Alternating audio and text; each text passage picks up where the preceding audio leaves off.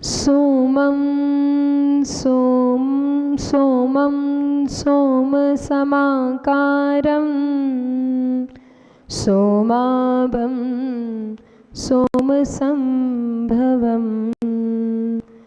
सोमदेवं मुनिं नत्वा नीतिवाक्यामृतं ब्रुवे नीतिवाक्यामृतं ब्रुवे। आशीष हाथ गुरु का जब से मिला है, संतोष का कमल जीवन में खिला है। निर्दाम ही मिल रही मुझको सुवस्तु, मैं बार बार करती गुरु को नमोस्तु।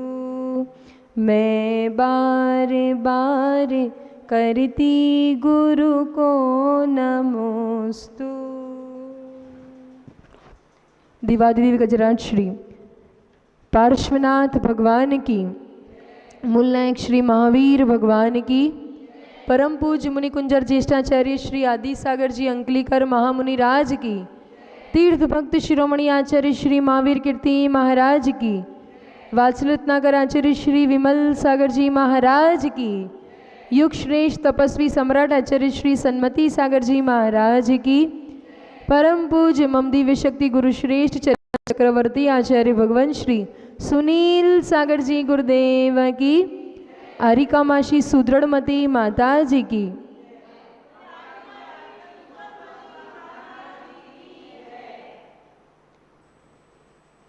पूज्य आचार्य भगवान बहुत सुंदर बात आज की नीति में कहते हैं, स्वयं उपदेश देते हुए कि सच्चा उपदेशक कौन होता है और उपदेश कैसे हमारे जीवन का उदाहरण बने, और वही उपदेशक सच्चा है जो उदाहरण बनकर किसी को उपदेश दे, तब जाके वह उपदेश और उपदेशक दोनों कार्यकारी होते हैं। ऐसी बात आचार्य भगवान यहाँ बहुत सुंदर एक नीति कि सुलभः खलु कथक इव परस्य धर्मोपदेशे लोकः, मतलब कहते हैं सुलभ खलु कथक इव परस्य धर्मोपदेश लोकः, मतलब सुलभ मतलब बहुत सुलभ है, बहुत आसानी से प्राप्त हो जाते हैं। कौन? खलु कथक, खलु मतलब निश्चय से, कथकः कथक मतलब कथावाचक, इव परस्य इव मतलब समान, और परस्य मतलब दूसरों को, धर्मोपदेश लोकः मतलब धर्मोपदेश देने वाले पुरुष निश्चय से इस संसार में, इस लोक में बहुत सुलभता से, दूसरों को उपदेश देने वाले इस संसार में बहुत सुलभता से प्राप्त हो जाते हैं, बहुत आसानी से प्राप्त हो जाते हैं। जैसे यहाँ एग्जाम्पल उदाहरण देते हैं कि सामान्य से जो बादलों का समूह कितना दिखाई देता है, बादल ये जो ऊपर दिखाई देते हैं कितने दिखाई देते हैं, यूं नज़र उठाए कि तुरंत आसानी से दिख जाते हैं। और कितने होते हैं? बहुत सारे होते हैं। कितने बादल दिखते हैं आप लोग को? कितने दिखते हैं? बहुत स्वच्छ सुंदर बादल बहुत सारे दिख जाते हैं, लेकिन उन बादलों से हमें कोई प्रयोजन है? उन बादलों का कोई लाभ है क्या जो दिखाई दे रहे हैं? कोई लाभ नहीं है। लेकिन मेघ समूह वाले बालक, बहुत मेघ समूह वाले बादल, मेघों जिसमें जल संचित हो, वैसे बहुत दुर्लभता से देखने मिलते हैं। चौमासे के 4 माही कहो, समझ में आते हैं? चौमासे के 4 माही कहो, या कभी कभी कभी कभी ऐसा कोई वातावरण परिवर्तित हो जाए, कुछ ऐसा योग संयोग बन जाए, कि ऐसे बादल हमारे बीच में आ जाते हैं। बाकी समझ में आ रहा है कुछ कहने का तात्पर्य?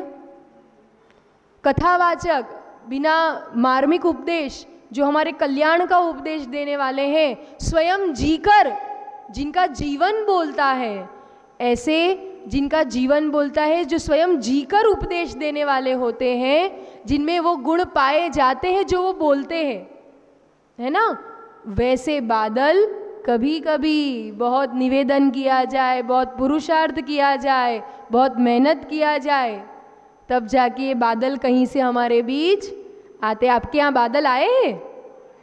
आए हैं वैसे बादल? बादल आए हैं? आए हैं, 2 ही बादल आए हैं, है ना? कहने का मत, हाँ, ये कह रहे हैं ये 2 बादल भी बहुत सारा जल भर कर लाए हैं। सही बात है, ये गुरु का उपकार है हमारे, क्योंकि हमारे पास बहुत बड़ा बादल है, ऐसा है कि नहीं, जिसमें बहुत सारा जल भरा हुआ है। तो कहने का तात्पर्य ये है, बाकी अन्य ऐसे विचरण करने वाले जो बादल है, जो दिखाई दे रहे हैं, जिसमें कोई पानी नहीं है, बस केवल वो दिखने में है, ऐसे बादल बहुत सुलभता से मिल जाते हैं। आज यूं मोबाइल ऑन करो और यूं खाली घुमाओ, ढेर मोटिवेशनल स्पीकर, ढेर कथावाचक, ये बाबा बड़े बड़े पांडल, भाई उनको लाने के लिए भी जेट प्लेन चाहिए, तब तो वो आते हैं। भाई जो स्वयं पापों का त्याग करने का उपदेश दे, लेकिन पहले वो तो पापों से निवृत्त हो, वो तो पापों से छूटा हुआ हो, तब तो वो पापों का उपदेश दे। तो ऐसे बादल जिसमें जल भरा हो, वो कभी कभी चौमासे में ही दिखाई देते हैं, और उनसे प्रयोजन है हमारा, क्योंकि जब वो बादल बरसेंगे तो जल आएगा तो हमारे लिए फिर सारी व्यवस्थाएं सुलभता से चलती रहती है। आचार्य भगवान यही बात कहना चाहते हैं कि उपदेशक मात्र मत बन जाओ, मात्र उपदेशक मत बनना, अपने जीवन में उदाहरण बनना। क्या बनना? Set an example for others life. आप किसी के जीवन में उदाहरण बनो। मात्र उपदेशक तो बहुत मिल जाते, आपको नहीं, हमें भी मिल जाते। क्या होता है? आपको नहीं, आपको तो मिल जाते होंगे, हमें भी बहुत मिल जाते हैं उपदेशक। तो कहते हैं ऐसे उपदेशकों से, ये इनको क्या संज्ञा दे दी आचार्य भगवान ने? कथावाचक, कथा ही करते रहते। कथा कथा कथा कहानी किससे? कहाँ के? संसार के ही कथा चलते रहते। और कथा आचार्य भगवान, जिन शासन में 4 प्रकार की विकथाएं भी आई है। धर्म की कथा तो करो, धर्म की कथा करने में कोई मनाही नहीं है, लेकिन विकथाओं से बच जाना। मात्र उपदेशक जिसे कुछ खुद को तो ना त्याग, नियम, संयम से कोई प्रयोजन नहीं, और बड़ी बड़ी समय सार की बातें करेंगे। आत्मा शुद्ध होती है उसे, वो तो अजर अमर है, अंशन स्वरूपो हम। क्या बोलते हैं? ध्यान करने वाले, एसी में बैठ के ध्यान करने वाले क्या बोलते रहते हैं? अंशन स्वरूपो हम, मतलब अनशन मतलब उपवास, मतलब भोजन करना मेरा स्वभाव नहीं है। और जैसे प्रवचन खत्म हुआ और अगर उनके लिए चांदी के थाली में भोजन ना आए, कहाँ गया अनशन स्वरूपो हम? उपदेशक नहीं, उदाहरण बनो। अनशन स्वरूपो हम, तो पहले स्वयं अनशन करके तो दिखाओ, उपवास करके तो दिखाओ। 24 घंटे में केवल रात का ही पानी भोजन त्याग करके बताओ। हम दूसरी तो बात छोड़ो, जाने दो। ऐसे उपदेशकों से इनकी बातें सुनकर प्रभावित नहीं होना चाहिए। उपदेशक बहुत सुलभता से मिल जाएंगे। जैसे ये उपदेशक कितने खतरनाक होते हैं, कितने नुकसानकारी होते हैं, ऐसे ही बताएंगे। जैसे चौके में भी 2 चंद आते हैं ना, सारी गड़बड़ हो जाती है। कौन कौन पता है? चौके में भी दो चंद ऐसे आते हैं, रायचंद और बालचंद। कौन? रायचंद और बालचंद। ये आ गए तो समझो गड़बड़ हो जाएगी। वैसे कहीं भी लगा लो, जो रायचंद होते हैं ना बिना मतलब के, राय देने वाले, आपको उनको कोई प्रयोजन नहीं, उनको कोई मतलब नहीं होते आपके जीवन से, लेकिन फिर भी आएंगे, नहीं नहीं ऐसा करना चाहिए, आपको ऐसा ही करना चाहिए, ऐसा नहीं करना चाहिए। कौन भाई? तू कौन है? क्यों? किस बात से? उपदेशक नहीं, उदाहरण। स्वयं ऐसा जियो, जो हम बोलते हैं वैसा जियो, तब जाके। एक उदाहरण बताना चाहते हैं। क्या हुआ? आचार्य भगवान का प्रवास चल रहा था उदयपुर में।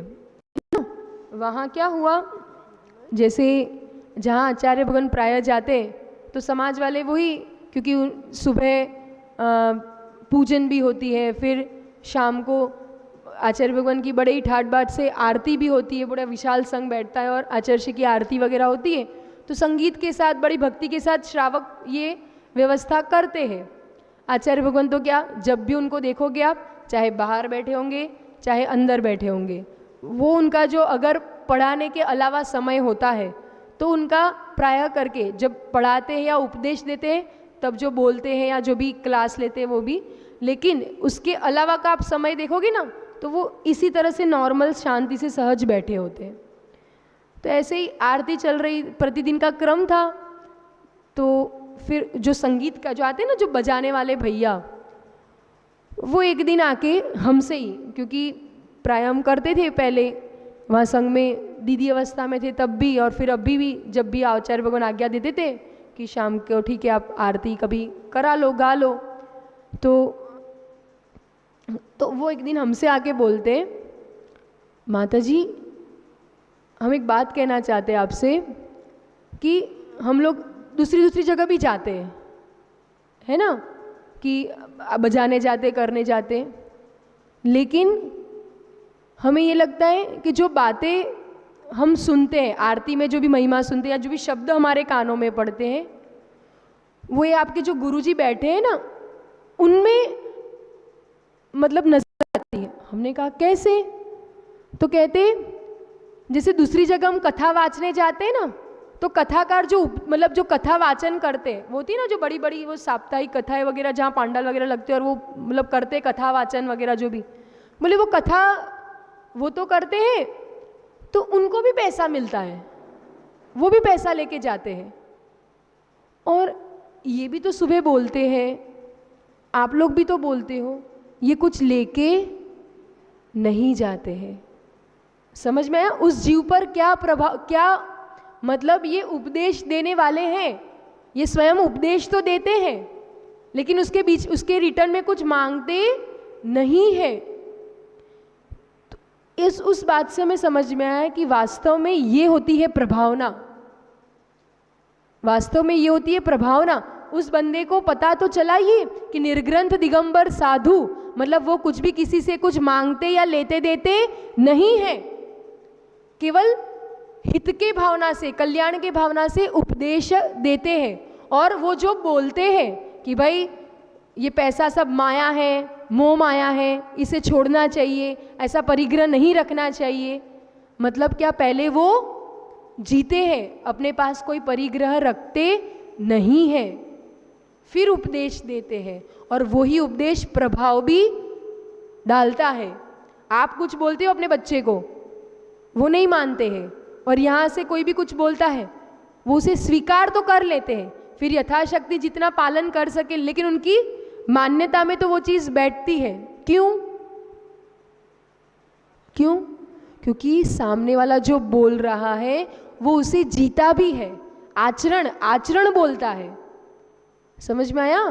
तो इसीलिए ऐसे उपदेशकों से दूर रहकर हम भी अपने जीवन में केवल उपदेशक मात्र ना बने, मात्र उपदेशक नहीं, हम भी अपने बच्चों के लिए, अपने परिवार के लिए, समाज के बीच जहाँ भी हम स्वयं भी उदाहरण बने, जो हम बोलते हैं वो हम जिए, और जिनसे हम सुन रहे हैं उनसे भी किसकी सुने।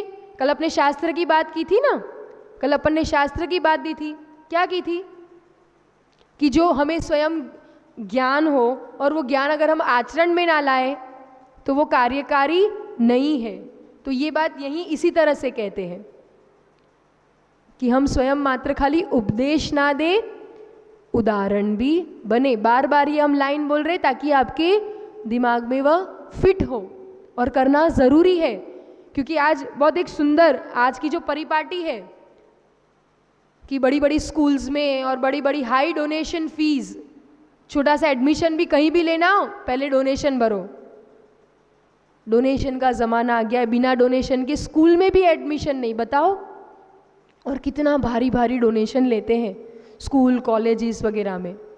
यहाँ उसके लिए भी बहुत सुंदर एक श्लोक कहते हैं, लोक में कहावत है, शिक्षका वहव संति शिष्य वित्तापहारका, दुर्लभा शिक्षका प्राय शिष्य चित्तापहारका। बहुत सुंदर बात, बहुत बहुत बहुत बहुत बहुत सुंदर बात। क्या ऐसे शिक्षक या ऐसे गुरु कहो, ऐसी स्कूल्स, ऐसी संस्थाएं बहुत सुलभ है, ये बहुत मात्रा में आज बिजनेस बना दिया है। स्कूल के व्यापार को बिजनेस बन गया है। वो हर चौराहे पे, हर घर में कहो तो किसी को कुछ पूछे कि आपके पास प्रॉपर्टी है, और सबसे बड़ा बिजनेस, सबसे अच्छा बिजनेस, सेफ और सिक्योर्ड और बिल्कुल हमेशा चलने वाला, इसमें कभी भी मंदगी नहीं आएगी, ऐसा कौन सा बिजनेस? तो बोलते एक स्कूल खोल लो, एक हॉस्पिटल खोल लो, वहाँ कभी भी वो डिक्लाइनेशन या ऐसा कुछ आएगा ही नहीं। क्यों? भी पता ही है पढ़ाई तो करेगा ही करेगा, माँ बाप के कुछ भी होगा, अच्छे से अच्छे स्कूल में पढ़ाना है हमको, अच्छे से अच्छी फीस दे के, ताकि वो हमारा स्टैंडर्ड दिखे, है ना? ऐसा होता है ना, अच्छी इंटरनेशनल स्कूल में पढ़ोगे तो आपका स्टैंडर्ड, आपका स्टेटस मेंटेन होगा।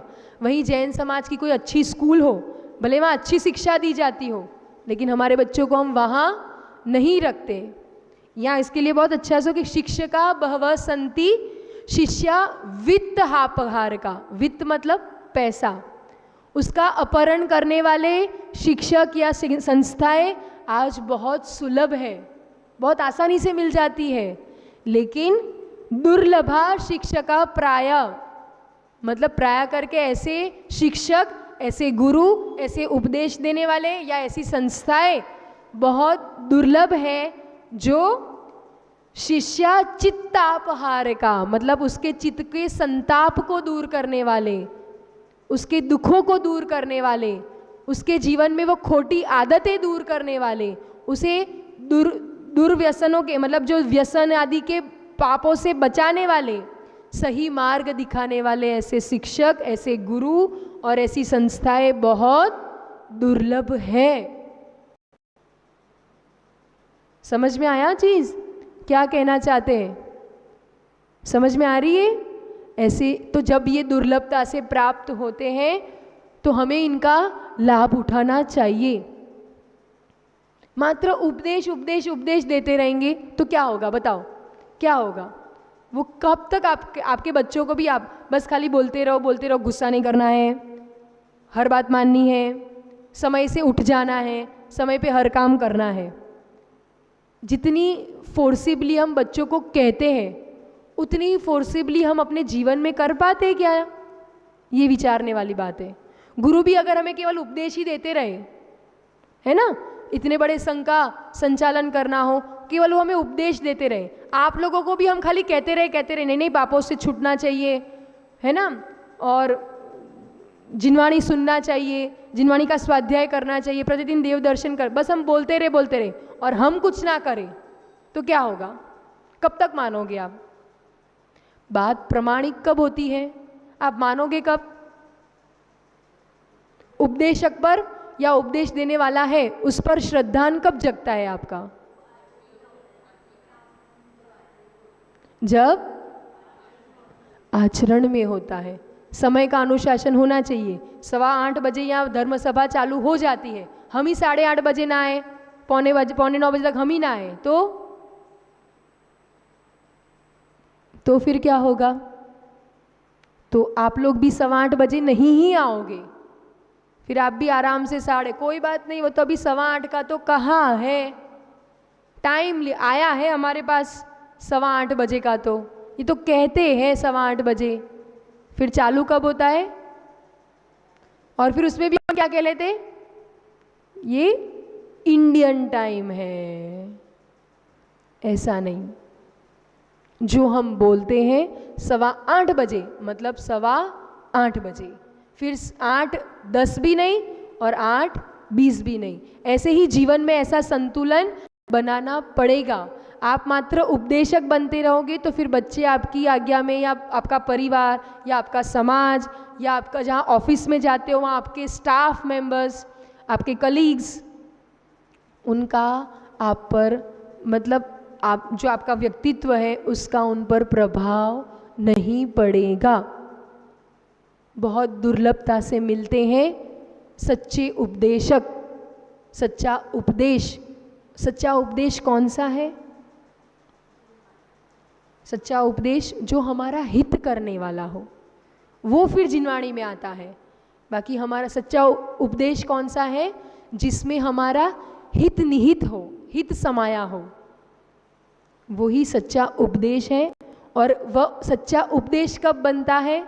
जब उसे उदाहरण रूप बनकर प्रस्तुत किया जाए, तब जाके वह उपदेश फिर क्या होता है। इसीलिए आचार्य भगवान बहुत सुंदर, आचार्य विद्यासागर जी की एक बहुत सुंदर लाइन हमने पढ़ी थी, क्या? जो शिष्य होता है या श्रावक होता है उसे गुरु का उपदेश कैसे मानना चाहिए? आदेश रूप मानना चाहिए। तीर्थंकरों की वाणी, तीर्थंकरों की आज्ञा, गुरु का उपदेश, तीर्थंकरों का उपदेश कैसे मानना चाहिए? कैसे? हमारे लिए आज आदेश प्राप्त हुआ है। उपदेश उपकारी होता है और आदेश में आज्ञाकारी होता है। उपदेश क्या होता है? उपकारी होता है। मतलब आप ये श्रद्धा रख दो कि उपदेश हमें कैसे मिला है? आदेश रूप मिला है। बहुत सुंदर बात है, बहुत मार्मिक बात है, समझने वाली बात है, विनय वाली बात है कि हम गुरुओं का उपदेश कैसे प्राप्त करें। आदेश रूप, ये हमारे लिए आदेश है, मतलब इसका तो पालन करना ही करना है। ये हमारे लिए आज्ञा आई है। जब उपदेशों को आदेश रूप ग्रहण करते हैं तब हमारा कल्याण 100% होता है। बहुत सुंदर बात। जब आचार्य भगवान सुनील सागर जी के सानिध्य में मतलब एक वो श्वेतांबर और दिगंबर के दोनों के सामूहिक रूप से क्षमावाणी मनाई जा रही थी। श्वेतांबर पंथ के को भी कुछ साधक थे और दिगंबर पंथ के भी कुछ साधक थे। मतलब हमारा संघ था और वहाँ से भी कुछ साधक आए थे और दोनों की मिलके, दोनों के समाज की मिलके सामूहिक क्षमावाणी मनाई जा रही थी। तब बहुत सुंदर बात एक आई थी और एक बहुत सुंदर बात कही थी कि दिगंबर गुरु का उपदेश, जिस रूप से दिगंबर गुरु उपदेश देते हैं, तो उपदेश और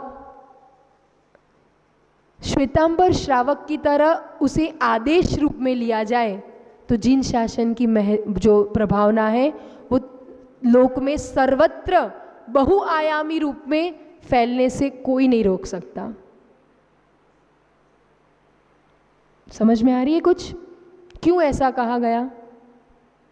अगर दिगंबर गुरु और श्वेतांबर श्रावक एक हो जाए, मतलब उसमें गुरु भी आ गए, दोनों पंथ, ये एक पंथवाद से ऊपर उठने वाली बात है। और जिस रूप से उपदेश उनके ग्रहण करने जाते उस पर्सपेक्टिव से बात चल रही है। क्या? जिस तरह से उनके गुरु, मतलब जो भी हमारे गुरु है, वो उपदेश देते हैं, सच्चा उपदेश देते हैं और उससे झेलने की पात्रता कैसी, वो समर्पणता, गुरु के वचनों को कैसे झेले हम, सीखना है तो उनसे सीखिए। कैसे वो ब्रह्म वाक्य बन जाता है जब उस उपदेश को आदेश रूप में, हमारे गुरु का आज ये आदेश मिला है हमें, क्या? कि रात्रि भोजन नहीं करना है, प्रतिदिन जिनवाणी सुनना है, प्रभावना करना है। क्या हम लोग क्या मानते? नहीं नहीं नहीं नहीं प्रभावना, अरे इतना आडंबर हमें तो बिल्कुल भी पसंद नहीं, क्या नहीं, हम तो बस स्वाध्याय करते हैं, हम तो बस खाली ध्यान करते हैं, हम तो अपनी तरफ देख लो क्या पड़ी है, जिसमें जो करना है करते नहीं। कर्तव्य है आपका।